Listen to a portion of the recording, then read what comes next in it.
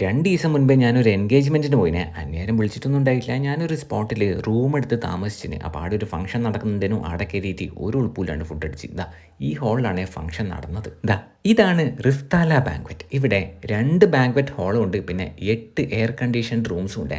താഴെയുള്ളത് 4 traditional റൂംസാണ്. മേലെയുള്ളത് കുറച്ച് modern. ഞാൻ താമസിച്ചത് താഴെയുള്ള ഈ ട്രഡീഷണൽ റൂമിലാണ്. റൂമൊക്കെ നല്ല നീറ്റും ക്ലീനും ഒക്കെ ആയിരുന്നു. പിന്നെ ബാത്റൂമും നല്ല സ്പേഷ്യസും നീറ്റും ആയിരുന്നേ.